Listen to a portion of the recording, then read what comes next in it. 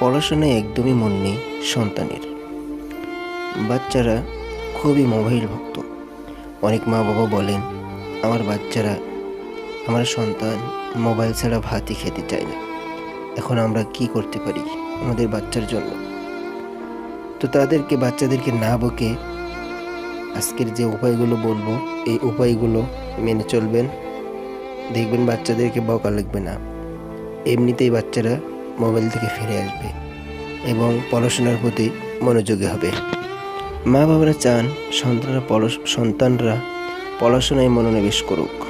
শিশুদের মধ্যে কিছু অভ্যাস গড়ে তোলা খুবই দরকার। চলুন জেনে নেই কোন কোন অভ্যাস বাচ্চাদের পড়াশোনায় উৎসাহিত করে। রুটিন তৈরি করুন।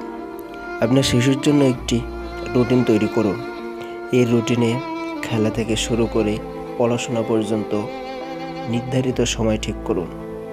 অর্থাৎ কোন সময় খেলা করবে, কোন সময় খাওয়া দাওয়া করবে, কোন সময় পড়ালেখা করবে, এরকম প্রতিদিন নিয়মিত একটি রুটিন তৈরি করুন। এতে আপনার বাচ্চা দেখবেন অনেক ফলাফল পাবেন রুটিনের কারণে। ছোট বাচ্চাদের পড়াশোনার জন্য 3 বা 4 ঘন্টা সময় বরাদ্দ করুন।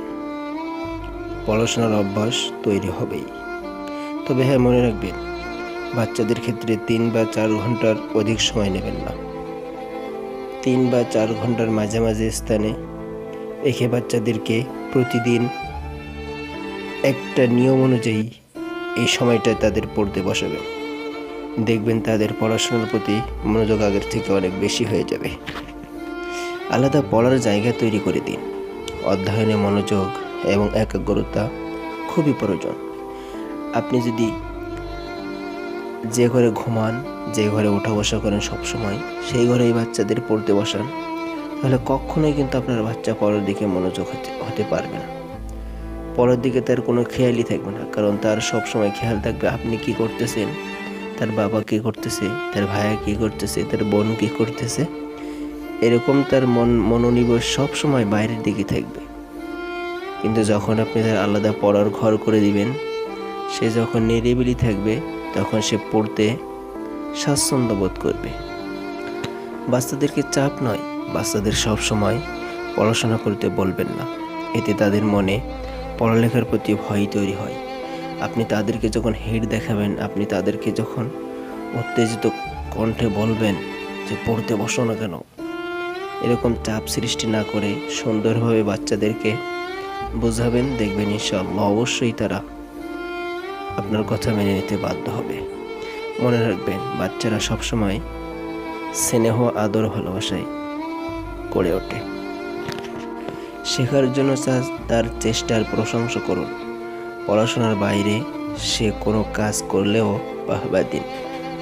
অর্থাৎ সে যে কাজ করে, সেই কাজেরই আপনি বাহবা দিন, তাকে ধন্যবাদ জানান, তাকে উৎসাহিত করুন। অল্প একটু পড়া মুখস্থ হইলেও তাকে আপনি উৎসাহিত করুন, যাতে করে সে আরও পড়া মুখস্থ করতে উদ্বুদ্ধ হয়। লেখার অভ্যাস। পড়া মুখস্থ করা, সেগুলি লিখে রাখার অভ্যাস গড়ে তুলুন। অর্থাৎ আপনার বাচ্চা যদি 2 লাইন পড়া মুখস্থ করে, সেই 2 লাইন পড়া তাকে লিখে রাখতে বলবেন, তাকে লিখতে বলবেন। এতে করে বাচ্চার ব্রেন শক্তিও ভালো হবে, প্লাস পড়ালেখায়ও মনোনিবেশ তৈরি হবে। স্বাস্থ্যকর খাবার।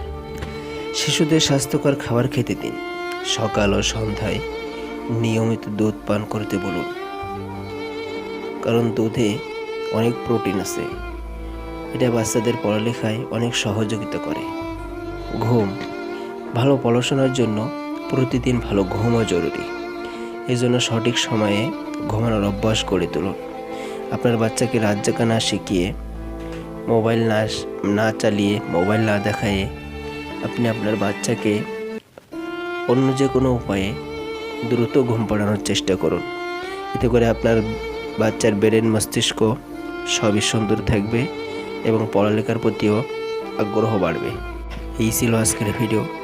যদি আপনারা আপনাদের বাচ্চাদের ভিতরে এই অভ্যাসগুলো গড়ে তুলতে পারেন, তাহলে আশা করা যায় আপনার বাচ্চা মোবাইলে আসক্ত না হয়ে পড়ালেখায় অবশ্যই আসক্ত হবে।